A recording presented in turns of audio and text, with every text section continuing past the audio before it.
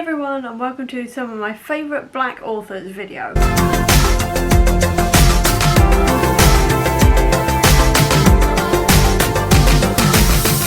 So obviously this month is Black History Month, and I wanted to celebrate that by shouting out a few of my favourite black authors because I feel like this is important. I usually do some sort of video talking about the authors I want to read, but I don't shout out enough the black authors I really love. So that's what this video is about, so let's get into all the praising. I'm going to start with my latest favourite, and that is Amari and the Night Brothers. This is by the author B.B. Alston, and they are now officially a new favourite author because this book was so good. This is their debut, if I remember rightly, and it is amazing. I absolutely love the world building of this, all of the characters, how well the story played out, and everything else. I will say it's skewed slightly too young for me, but I didn't care because I enjoyed this so much. I highly recommend it to everybody. The sequel is coming out in April, Amari and the Great Game, so now is the perfect time to read this if you haven't already, because basically everyone's read this now, but it is so good, so worth the hype.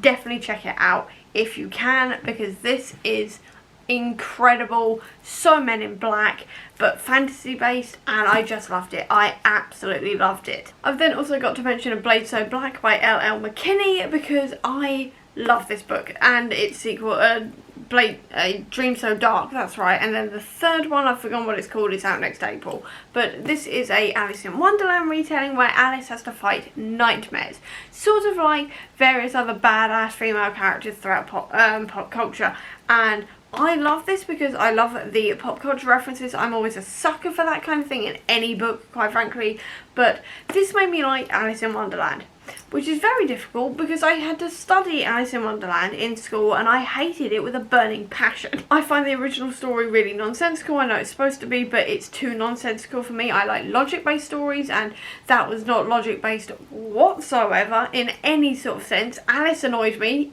just the whole way through, and I just generally really hated it, and I'd leave every single lesson after studying it complaining about how much I hated it. So I was very, very hesitant going into any sort of Alice in Wonderland retelling, but when they said Alice was a badass who like hunts things called nightmares which come out of Wonderland, I was like, I'll give this a go, and it is amazing. I absolutely love, again, the world building this. I love Alice's push and pull between her normal life and her life hunting nightmares. I should say this is an urban fantasy set in contemporary times, but I love that kind of thing. I love the fact that we also get slight hints and mentions also of police brutality as well, so it's bringing in that real world thing as well. I really like seeing Alice with Hatter. I love Hatter in general, to be honest. He is definitely a book boyfriend. He is described as perfection in my mind, quite frankly, but I love like how badass Alice is, and also there is queer representation in here because Alice is shown to have feelings for Hatter and then also another person who is female presenting, and I love that. I'm pretty sure Hatter's also described as having a boyfriend previously, if I remember rightly. I can't quite remember that one because it's been a very long time since I read this, but I cannot stop screaming about this series. It is so good. It is highly recommended, and whatever other novel L.L. McKinney comes out with, I will be reading because this was so masterfully done. I've also got to mention Legendborn because of course I have to mention Legendborn. This is a King Arthur retelling by way of Shadowhunters, where the descendants of King Arthur and the Round Table, along with like Merlin, people like this, all now hunt monsters, and they're part of a secret society in modern day America, and it is so good. And I mean, we've also got different levels of like magic in this. It's also got a lot of like real world issues throughout it as well, in terms of like how the main character Bree feels about being in this school, I think in North Carolina, I want to say. It doesn't say on the back. I'm pretty sure it's like North Carolina or somewhere like this, and she's going to this school where it was built by slaves, and like how she feels about that and things like that, and it really made me think, because that is something I've never really considered before. So that was a really interesting like new perspective for me to think about, so it gave me a lot to think about in that sense. It also had a lot about like different types of magic and the magic Bree is descended from, and things like this, which I found very, very interesting. It's also a very good look at grief as well, because that's such an important topic as well, because Bree's mother has died at the beginning of this book, so you get a very good look at that as well, and like racism in these old societies and things like this, because there's a lot of racism in there as well, and things like this. And I love this so much, and I have pre-ordered Bloodmarked, which is the sequel, and I will be reading it the second it drops through my letterbox, because this one was so good. I am now desperate to read the sequel, because this one left it on a cliffhanger, but I also just want more from this world. If you are missing Shadowhunters, or you want a different take on the idea of Shadowhunters with a lot more diversity, Legendborn is your book. And also Tracy Deonn is now an auto-buy author as well, because this was just incredible. I've then also got to mention the 5th season in the entire Broken Earth trilogy by N.K. Jemisin, because I was really scared going into this book, because I tried the 100,000 Kingdoms like last year, maybe the year before, and really didn't like it. I DNF'd it because I just really couldn't gel with it, so I was worried.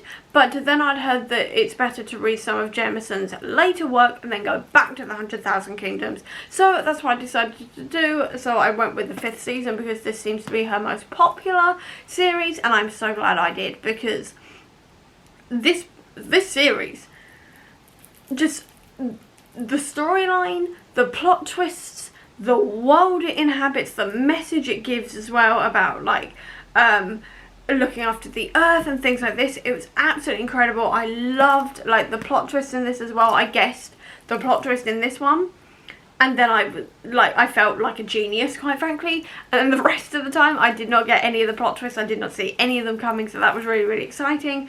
But I loved this series. I loved exploring the life of these characters, and like the exploration of motherhood and relationships between mothers and daughters, and just the powers of this world, and all of these different moving parts and how they all fitted together. I loved going like back in time as well, through flashbacks in the final book to explain how the 5th season started, things like this.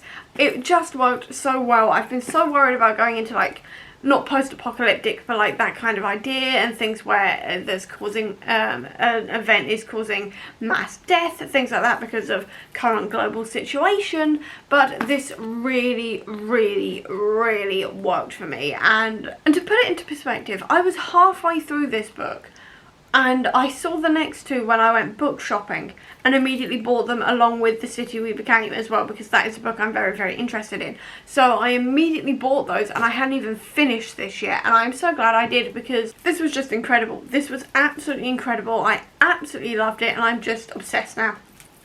I am obsessed because I loved this so much, and I can now definitely see where the hype comes from with N.K. Jemisin. It is so worth the Hugo Award. It deserves all of the awards. It was so good, and I will definitely be checking out Jemisin's other work now, because I'm a full convert. And then I also need to mention a couple of comics, because I wouldn't be me if I didn't. So the first one is The Banks by Roxane Gay, which is a brand new favourite, because I've read a couple of Roxane Gay stuff and it worked for me, but it didn't work as much as I'd hoped. But then The Banks just hit the nail on the head. I will talk about it more in my vlog, which is my graphics-a-thon 28 comics in 28 days video, and I will also talk about it more in my mid-month catch-up. But The Banks is essentially like a heist story set in obviously the real world, and it's about this family who are basically professional burglars, and it reminded me so much of Ocean's 8, and I loved that. I am always here for a heist story, but this one worked so well as well. I loved all of the characters. I loved like the flashbacks to the older characters when they were younger, and when they were like pulling off these heists, and how determined they were to carry on pulling these heists now. I love the family dynamics and the push and pull between the different characters. Some who really didn't like the whole heist thing until they're not forced into it, but until they get an idea for it and more of a taste for it, versus the people who've been heisting their entire lives. I loved all of this. I loved again also the subtle look at femininity, and also being a person of colour in the workplace, and how women have to work twice as hard for half as much money and things like this. Really enjoyed that. I loved all of the like different characters. I really love the diversity of it as well, because there's also a female romance in this one as well, which was very interesting. I loved also the look at taking down creepy men as well and things like this. It was just genius, and quite frankly I'm going to need it to be an entire series with like all of the family like going off and pulling off different heists throughout time, because this was so good. It was so good. I need loads more in this series. I also need a TV or a film adaptation right now, because it was incredible. I could see it so well in my head as well as like a cinematic thing, things like this. It is a new favourite comic. I absolutely love it, and I am desperate now for more, but unfortunately there isn't more. It was a standalone, but I want more so desperately. I need more. I've also got to mention The Rise of the Black Panther by Ta-Nehisi Coates and Evan Narcissi.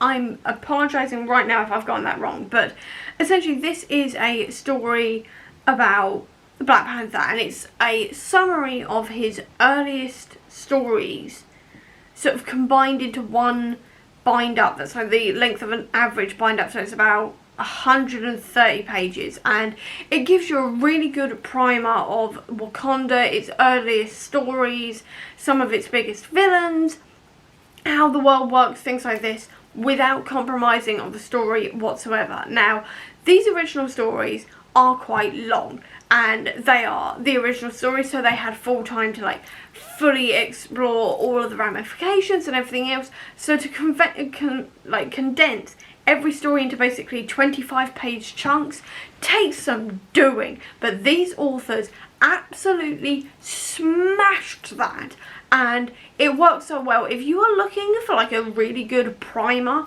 to start with Black Panther, but you don't know where to start and you're scared that you're going to be like looking forever or being very confused because there's so much going on and it's referencing like various different things that happened in the past, things like that, I would say Rise of the Black Panther is a really good place to start. It's not where I personally started, but I regret not starting there because it just worked so well and it was absolutely genius. And the fact that these authors managed to condense these really big stories into a cohesive like 25-page chunk for each story without compromising on the story or the detail or anything was quite frankly genius, and I absolutely just loved it. I recommend it to everybody now because it is so good. And then the final thing I have to mention is Truth, Red, White and Black by Robert Morales. Now, this one I read this week. At time of filming, I read it yesterday, and I've been meaning to read it for a while, and it was part of the Marvel Unlimited app, so I decided to read it now because, I mean, Black History Month is a really good place to read this, especially considering it's been re-released, and we're coming up for the 1-year anniversary of it being sort of adapted into the MCU, and it is such an important comic. Because this is following the story of Isaiah Bradley, who is the Black Captain America. And it's following him and his army troops who are all black, who are then basically taken from the army during World War II and experimented on with different versions of the super soldier serum to try and recreate Steve. And basically the army and the scientists and everybody consider these black soldiers expendable. And so they can experiment on them and they can do whatever and they don't care if they die or whatever, they just want the super soldier serum essentially so they can win the war. And it is harrowing, especially considering when you think about the fact that all of these names that they're being called, the way they're being treated is based on true events, and also the stories of like black people being experimented on without their consent, without even their knowledge.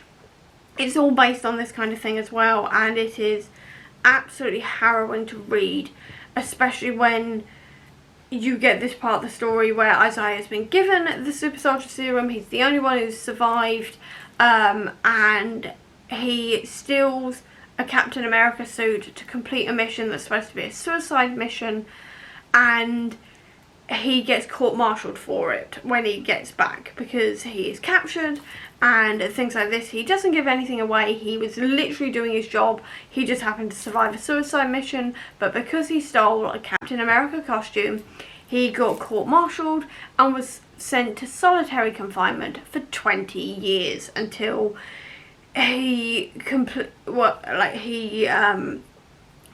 mentally regressed into a child. And it was such a harrowing story, especially when we got to the bits where he's in the Nazi camps, because before he gets captured, he is finding all of these Jewish concentration camp survivors, or prisoners I should say, and then he gets put into a gas chamber with them, and he's the only one who survives, and because of the super soldier serum and things like this.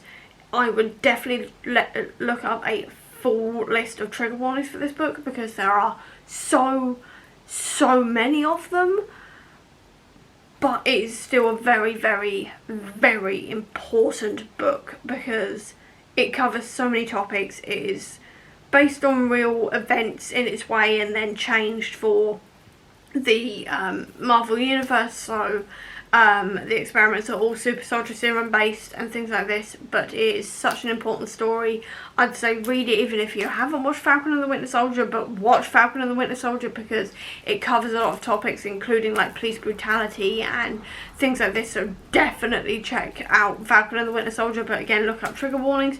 But it was such a interesting comic, but a harrowing one, and I would recommend it. Just look up trigger warnings first, because it was an incredible read, but a very, very difficult one. And that is actually where I'm going to leave this video. I apologise it was on a bit of a sad note, but I do think it's important to talk about these stories and to mention these stories and recommend them if you can read them, especially with all of the book banning and everything else happening in the US. I'll have links down below to resources to do with that, so you can fight back in whichever way you can, or help support these authors or children or whatever. I'll leave all those information links down below so you can check that out and do whatever you can. But with that, I'm going to leave this video here, so I hope you enjoyed it. If you did, please do give me a thumbs up. Comment down below, tell me your favourite black author. I'd love to know so I can get more on my list, obviously. Or if you don't have that much time, leave me a book related emoji down below to let me know that you were here. I'll also leave a link down below to all my social media if you want to check it out, including to the Comic Book Sanctum, which is my website dedicated to Marvel Comics,